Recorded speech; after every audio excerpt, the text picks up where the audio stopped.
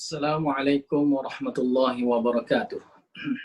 Alhamdulillah, nahmaduhu wa nasta'inuhu wa nastaghfiruhu wa nu'minu bihi wa natawakkalu alayh wa na'udzu billahi min shururi anfusina wa min sayyiati a'malina. Man yahdihillahu fala mudilla lahu wa man yudlil fala hadiya lahu. Asyhadu an la ilaha illallah wahdahu la syarika lah wa asyhadu anna Muhammadan 'abduhu wa rasuluh. Allahumma salli wa sallim ala Muhammad wa ala alihi wa ashabihi ajma'in wa man tabi'ahum bi ihsanin ila yaumiddin.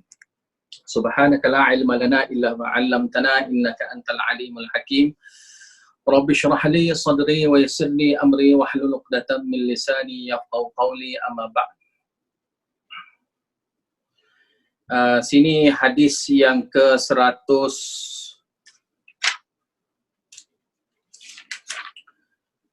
188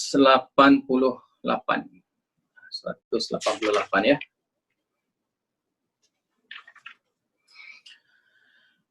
An Abdullah bin Abbas radhiyallahu anhuma qala jaa rajulun ila an-nabiy sallallahu alaihi wasallam faqala ya Rasulullah inna ummi matat wa 'alayha shawmu shahrin afa aqdihi 'anha qala law kana 'ala ummika daynun akunta qadiyahu 'anha qala na'am qala fa daynullahi ahaqqu an yuqda wa fi riwayatin ja'at imra'atun ila an-nabiy sallallahu alaihi wasallam faqalat ya Rasulullah inna ummi matat wa 'alayha shawmu nadar afa asumu 'anha qala afara'aiti law kana 'ala ummiki daynun faqadaytihi akana dhalika yuaddi 'anha qalat na'am qala fasumi 'an ummiki.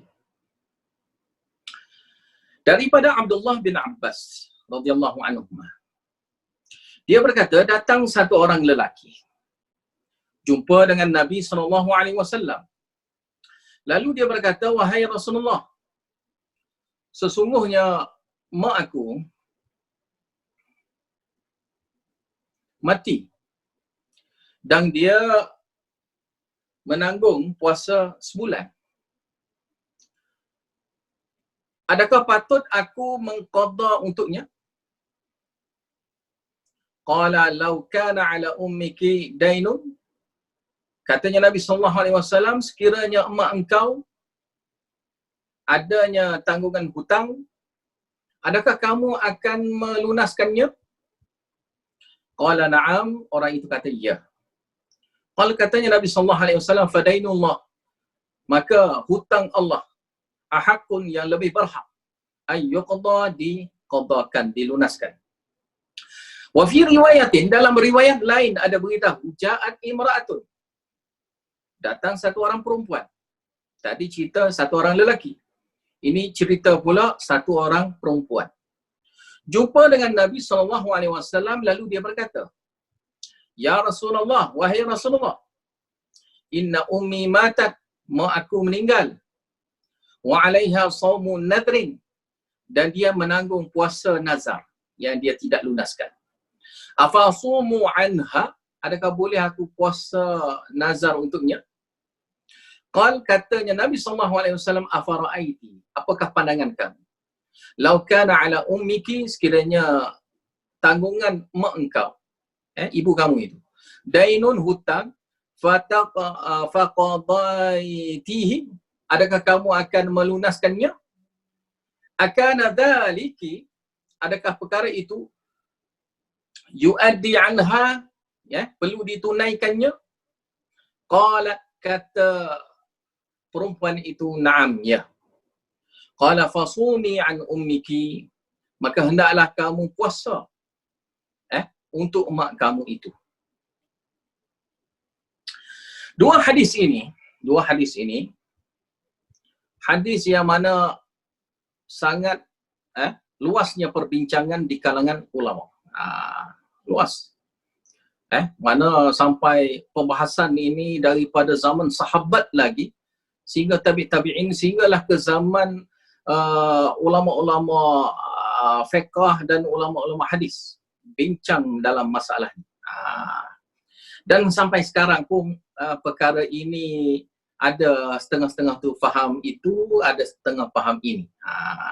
Kerana perselisihan ni berlaku daripada awal dulu lagi. Kena ingat ni poin utama. Poin utama pada zaman Nabi lagi. Zaman Nabi, kemudian zaman sahabat. Zaman sahabat berlaku percanggahan di kalangan sahabat, fatwa di kalangan sahabat, kemudian fatwa di kalangan ulama-ulama fiqh, kemudian fatwa di kalangan ulama-ulama hadis. Mana perbincangan ini perbincangan yang sangat luas. Dan yang luas ini kita minta hidayah kepada Allah Ta'ala supaya Allah Ta'ala bagi hidayah kepada kita, petunjuk kepada kita yang mana yang paling sahih. Yang mana yang paling sahih. Kan? Itu. Kita kena mohon pada Allah Ta'ala supaya Allah Ta'ala buka kepada kita hidayah. Yang manakah lebih bagus? Pendapat manakah yang lebih sahih di kalangan pendapat-pendapat yang banyak? Semua pun ulama-ulama yang baik-baik belaka. Semua ulama-ulama tu yang orang-orang yang hebat-hebat belaka. Kan? Maka pendapat-pendapat di kalangan mereka itu pun juga kita kena halusi. Supaya kita akan dapatnya satu hukum yang mana dengan hukum itulah kita nak bawa hidup kita ini. Kan? Sebab pegangan kita bukan nak pegang pada mereka itu, kan? Pegangan kita adalah pegangan kepada ilmu yang sunnah itu. Amal yang sunnah itu. Yang mana yang sunnah yang perlu kita amalkan. Itu yang penting. Zahir daripada hadis yang pertama. Hadis yang pertama tadi, yang dibaca tadi, yang tentang satu orang lelaki. Yang satu orang lelaki itu secara zahirnya mak dia ada menanggung puasa sebulan. Ada puasa. Sebab apa tak beritahu. Cuma ada dalam riwayat lain beritahu sebulan tu adalah bulan Ramadan. Tetapi tidak diberitahu di sinilah. Secara pasti bulan mana. Nak qada tu puasa mana. Manakala hadis yang kedua pula cerita daripada satu orang perempuan itu ada perkhususan beritahu nazar, puasa nazar. Jadi kalau tafsir kepada hadis yang pertama boleh jadi nazar yang 1 bulan. Boleh jadi. Kan? Tapi dalam riwayat-riwayat tu ada perselisih lah di kalangan ulama. Iaitu kalau kita nak bincang tu kita kena bincang dalam pengajian ilmu hadis lah pulaknya. Jadi sini kita pengaji ni kita yang kecil je, kan? Kita hadis Umdatul Ahkam mana tidaklah bahas secara panjang lebar kerana ini hanya hadis-hadis ringkas saja yang dinukil dalam kitab ini sebagai panduan kepada kita lah. Dan hadis inilah hadis yang akan jadi rujukan utama lah. Maka sebab tu hadis-hadis rujukan utama inilah dinukilkan ada dalam kitab ni. Sesuai dengan nama kitab ni lah Umdatul Ahkam, pegangan hukum. Mana hadis-hadis ni adalah hadis-hadis yang menjadi pegangan hukum di kalangan ulama. Maka setiap satu pengajian kita hadis tu ada perselisihan ulama tu biasalah. Sebab kita memang belajar hadis-hadis yang ada masalah. Hadis-hadis yang ada masalah dari segi fiqh dia. Maka sini sambung pada sini, mana hadis yang pertama nak beritahu puasa sebulan, hadis yang kedua nak beritahu puasa hanya dikhususkan, yang dimaksudkan itu adalah puasa nazar. Saya ulang baliknya cerita ikhtilaf ulama, tiga pendapat ulama yang dibahaskan semalam, kan? Saya ulang balik. Pendapat yang pertama, ini kena ingatlah, pendapat yang pertama tidak boleh qada. Tidak boleh qada. Kalau ada orang mati, keluarga kita mati, dia menanggung puasa Ramadan lah. Kita cakap pasal Ramadan terus. Maka tidak perlu diqadakan. Jadi pendapat yang pertama kata tidak boleh qada. Dan tak kiralah puasa Ramadan ataupun puasa nazar. Tak kira. Semua sekali tak boleh. Dan tidak dari segi yang wajib, dari segi asalnya syarak. Asalnya syarak umpamanya puasa Ramadan tadilah. Asalnya syarak yang mana yang ada asal dalam syarak. Asal dalam syarak ni mana hukum dari segi syaraknya mengatakan wajib benda tu. Contohnya puasa Ramadan. Wajib kita laksanakan. Yang tidak wajib dari segi syarak adalah yang nazar. Sebab dari segi asalnya tidak wajib. Orang saja pandai-pandai dia buat nazar maka jadi wajib benda yang tak wajib. Itu tak dipanggil asal syarak wajib. Jadi pendapat yang pertama mengatakan tak kira asal syarak tu wajib ataupun asal syarak tidak wajib. Dua-dua tak boleh diqadakan, tak boleh digantikan. Orang lain tak boleh ganti. Sama sekali tidak boleh ganti. Dan pendapat ini saya dah beritahu dah semalam, iaitu pendapat ini didukung oleh Abu Hanifah, Imam Malik, Syafi'i. 3 mazhab. Dan Syafi'i pula pendapat yang jadid, pendapat yang baru. Mana bukan qaul qadim. Imam Syafi'i ni kena ingat, kita kalau kita kata di Malaysia kita ni pegangan mazhab Syafi'i, kita kena tahu qaul jadid, qaul qadim. Qaul jadid mana yang baru. Qaul qadim mana yang lama. Yang lama masa Baghdad. Masa Imam Syafi'i duduk di Baghdad. Fatwa-fatwa dia ketika di Baghdad lain. Kalau jadid ketika dia di Mesir, maka fatwa dia ketika di Mesir, qaul jadid dia berbeza. Berbeza. Jadi pendapat jadid, pendapat yang terbaru, mana yang last lah. Pendapat yang last hidupnya Imam Syafi'i mengatakan tidak boleh qada, tak kiranya ada asal syariat yang kata wajib ataupun asal syariat tak ada mengatakan wajib. Contoh dia puasa Ramadan ataupun puasa nazar. Jelaslah tu. Itu pendapat yang pertama. Itu pendapat yang pertama yang mengatakan boleh qada, tak boleh qada, langsung tak boleh qada. Siapa kata itu yang saya dah beritahu dah, siapa-siapa yang kata Abu Hanifah, Imam Malik, Imam Syafi'i mengikut qaul jadid dia. Ini jelas. Ini fatwa yang sudah ada tercatat dalam kitab-kitab. Dalam kitab-kitab fiqh, siapa baca dia akan tahu. Ini fatwa ini memang dikemukakan oleh tiga-tiga imam ini. Mengatakan tak boleh kita nak tolong qada untuk mereka ni. Tak boleh kita nak pandai-pandai nak qada, disuruh ke ataupun kita dengan rajin kita nak qada untuk mereka ke, tak boleh.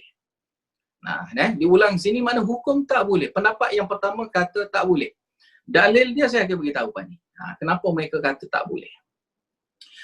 Kalau semalam saya dah beritahu dah secara panjang lebar dalil yang pertama yang mengatakan kenapa tak boleh.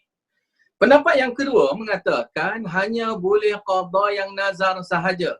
Ini sesuai dengan kitab Umdatul Ahkam. Kitab Umdatul Ahkam yang mana hadis yang lepas ada beritahu man mata wa alaihi siyam sama anhu waliyuhu. Siapa yang mati maka yang kena untuk menanggungnya puasa orang itu wali dia yang puasa untuk orang itu. Hadis ni dikeluarkan juga oleh Abu Daud dan berkatanya Abu Daud ini tentang nazar secara khusus dan ini adalah pendapat Ahmad Ibn Hanbal. Pendapat Ahmad Ibn Hanbal. Yang mana pendapat Ahmad Ibn Hanbal menyokong pendapat ini. Dan hadis yang lepas kita baca semalam itu adalah dokongan yang dipegang oleh Imam Ahmad Ibn Hanbal ataupun dipanggil mazhab Hanbali. Mazhab Hanbali berpegang dengan pendapat yang kedua ini. Dan pendapat Ahmad Ibn Hanbal ini bukan dia secara solo saja berpendapat ini, bahkan ramai di kalangan ulama-ulama tabi'in yang masyhur. Antaranya Abu Ubaid, Al-Laisi, Ishaq, dan dikuatkan juga oleh ulama-ulama yang lain seperti Ibn Qayyim dan sebagainya.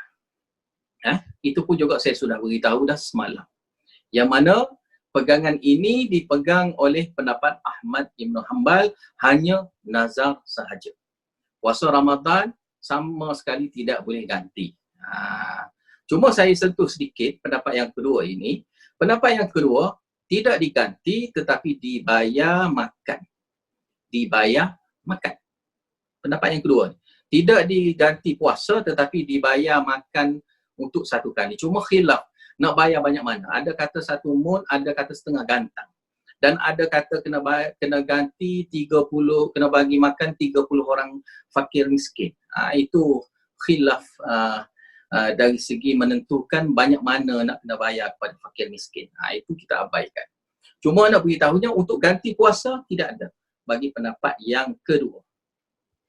Pendapat yang ketiga, ini qaul qadim Imam Syafi'i. Ini qaul qadim Imam Syafi'i dan disokong oleh jumhur ulama. Disokong oleh jumhur ulama yang lain, yang selain yang disebut tadi. Yang berpendapat kata tak kiralah nazar kah, ada asal syarak kah, ataupun tidak ada asal dari segi syarak yang mengatakan wajib seperti nazar.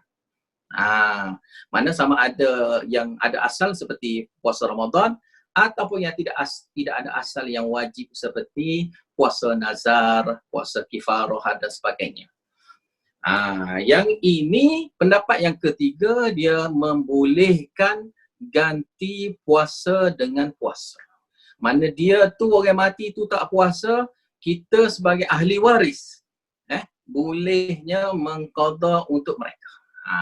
Boleh mengqada untuk mereka sesuai dengan hadis malam, hadis yang ke-187. Hadis yang 87 itu memberitahu bahawasanya bolehlah wali dia lah. Wali dia yang perlu mengqadakan.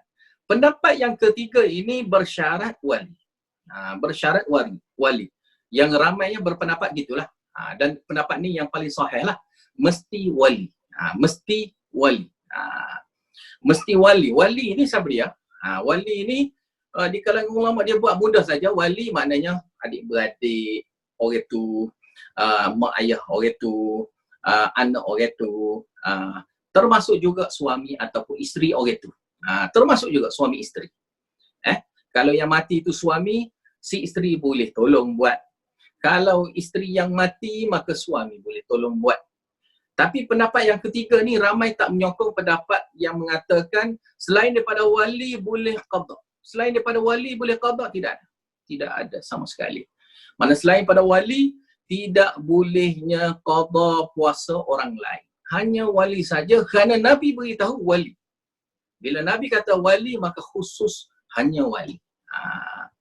Ada pendapat di kalangan ulama mengatakan boleh, yang selain pada wali pun boleh dengan cara kias. Bukan berdasarkan dalil, tetapi berdasarkan dengan kias. Yang berdasarkan kias, maka mereka mengatakan selain pada wali pun boleh. Itu pun mereka buat syarat. Yang kata boleh pun kena ingat baik-baik. Yang kata buat boleh sekalipun yang selain pada ahli waris dengan syarat pula. Syarat tak bolehnya upah, tapi kena sukarela. Tidak boleh dengan secara upah. Dan satu lagi pendapat kata bolehnya upah. Tetapi pendapat yang kuat, tak boleh upah. Macam mana upah tu? Kalau upah, untunglah agama ni untuk orang kaya. Maka tidak ada upah. Kalau ada upah, maka macam mana keikhlasan untuk mengqada puasa untuk orang itu. Sebab tu Nabi SAW menyebut wali. Bila wali ni hubungan orang tu dengan si mati kuat.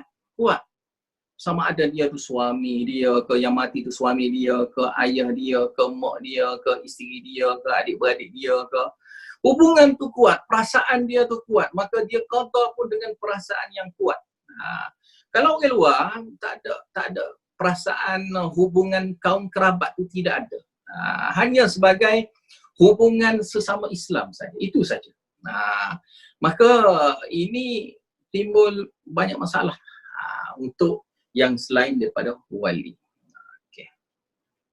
Jadi jelaslah tu kan, mana ada 3 pendapat. Yang saya dah beritahu dah, ada 3 pendapat. Cuma pendapat yang pertama itu ramai tidak disokong oleh ulama lah selepas pada tu. Kerana itu adalah fatwa daripada Aisyah. Dan fatwa daripada Ibnu Umar yang berpendapat kata tidak boleh digantikan puasa. Tidak dibolehkan ganti puasa. Hanya dibayar fidyah saja. Dibayar makan saja. Dibayar makan saja.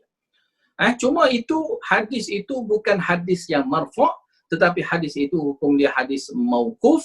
Maka bila mauquf itu adalah fatwa sahabat.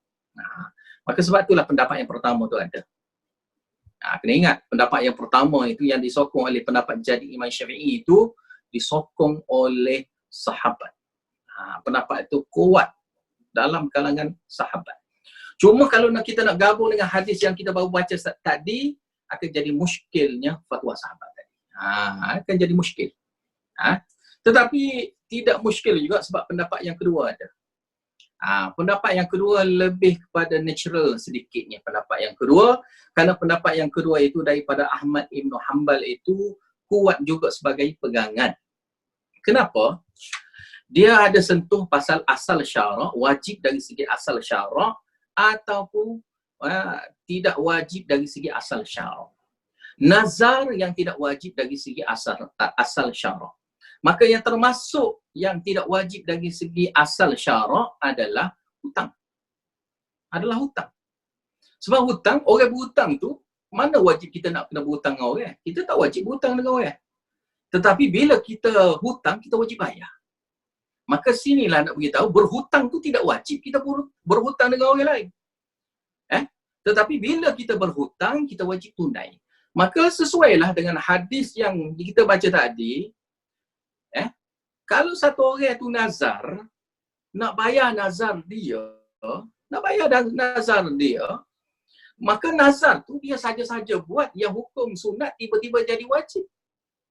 Tu. Maka nazar ni asal syarak tidak wajib pun.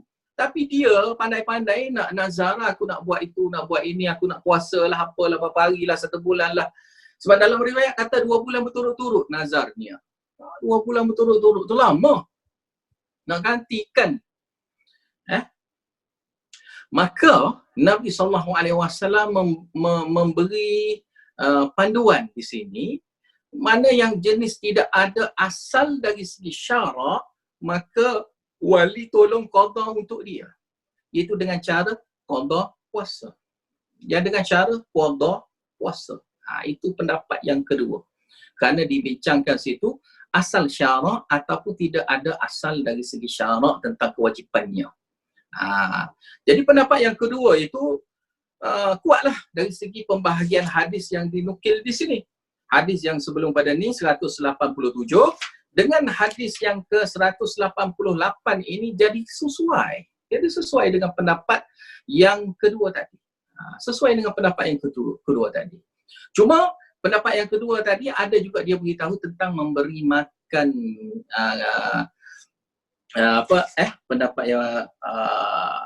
pendapat yang kedua, kalau puasa Ramadan hanya diberi makan. Hanya diberi makan, itu pendapat yang kedua. Jadi balik sini maknanya puasa nazar tidak digantikan dengan puasa juga bagi pendapat yang pertama, pendapat yang kedua. Pendapat yang ketiga pula, kalau kita guna untuk hadis yang pertama tadi, hadis yang 187 dengan hadis yang 188 boleh digabungkan juganya untuk jawapan bagi hukum ini. Iaitu hukum dia nazar ataupun puasa Ramadan boleh digantikan dengan puasa. Oleh siapa? Oleh wali sahaja.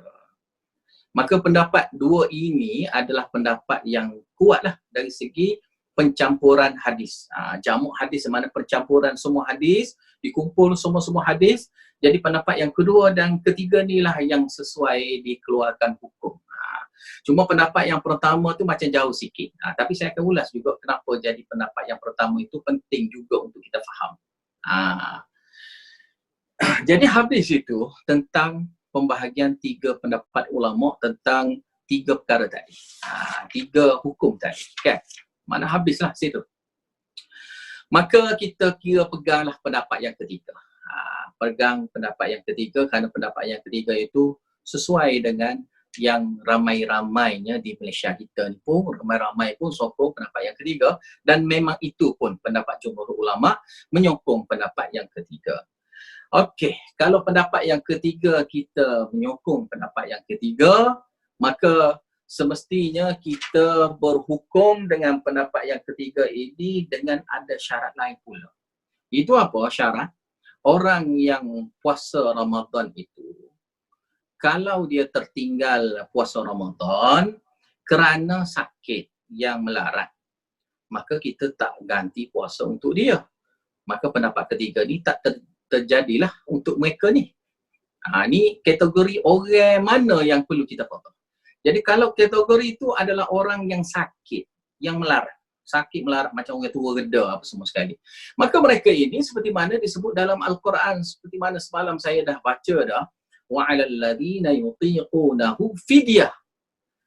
Ke atas orang yang tak mampu nak berpuasa, orang yang tak larat nak berpuasa kerana menanggungnya kesakitan, penyakit yang melarat sehingga boleh membawa maut. Maka penyakit-penyakit itu yang mana tak mungkinnya dia boleh qada dan selepas pada itu maka hanyalah dibayar fidyah buatnya. Harta orang itu dikeluarkan untuk bayar fidyah. Habis cerita. Maka kategori yang orang yang sakit melarat tak termasuk. Untuk pendapat yang ketiga tadi. Kategori yang satu lagi, saya nak memudahkan lagi kategori yang kedua. Satu lagi, kategori yang kedua ini adalah kategori orang yang memang malas nak puasa. Ni kategori ada setengah orang memang malas pun dia nak puasa.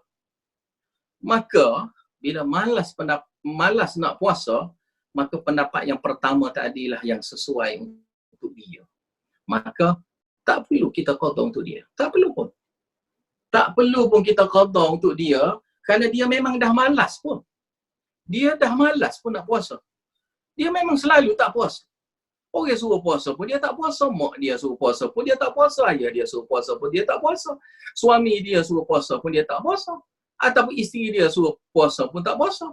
Mak ayah dia suruh dia puasa pun dia tak puasa. Jadi orang lain suruh dia puasa, dia tak puasa. Kita nak terhege-hege nak tolong puasa untuk dia. Tak ada siapa ulama pun yang mengatakan bolehlah untuk dia. Tak boleh. Sebab dia memang dah malas dah. Maka kategori ini yang saya banyak bincang semalam. Kategori ini yang saya ada banyak bincang semalam.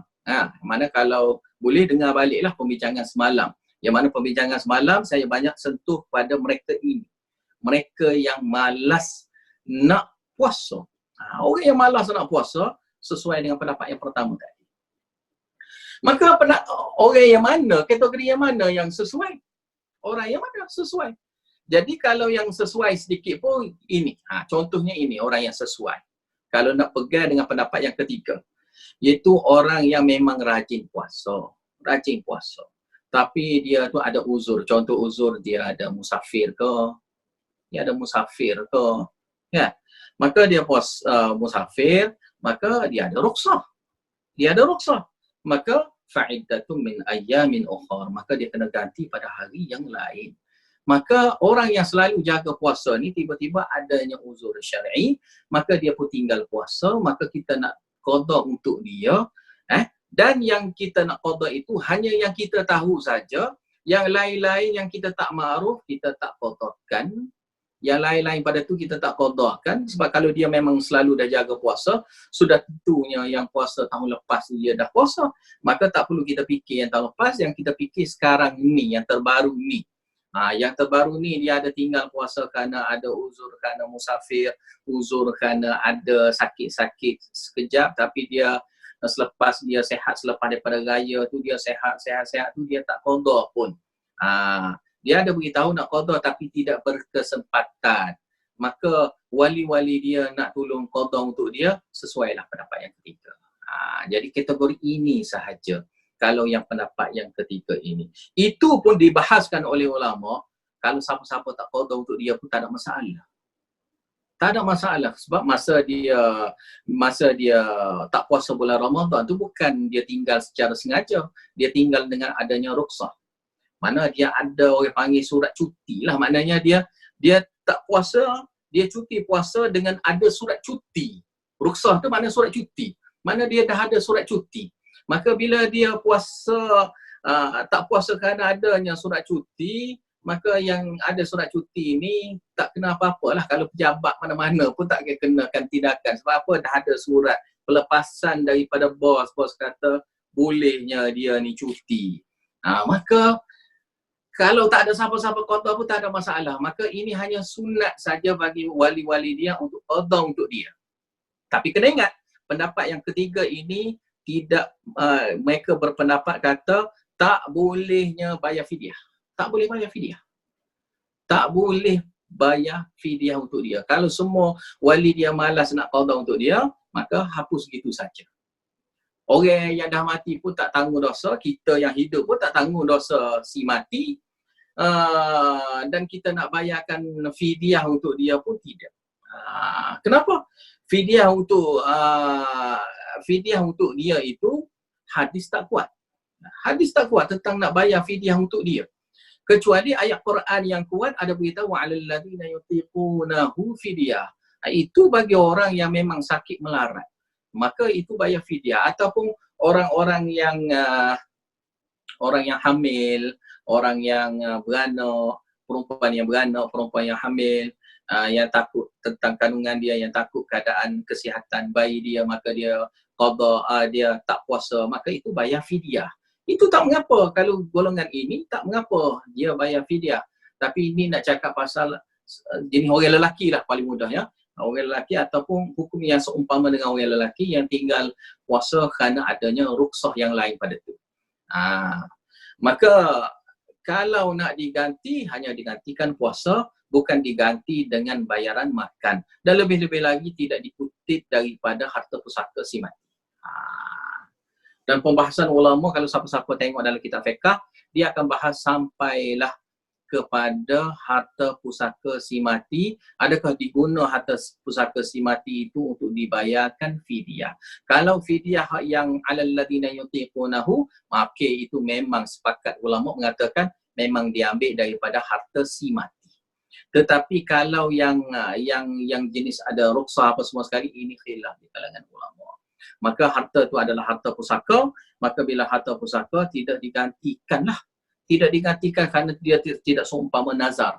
Kerana pendapat yang kedua itu menyentuh pasal asal dari segi syarak. Tapi pendapat yang ketiga itu perlu didetailkan untuk siapa-siapa nak buat. Seperti mana saya dah bincang dah tadi. Maka pendapat yang ketiga itu letih sikit lah. Kalau siapa nak amal, kena faham dulu. Baru boleh amal.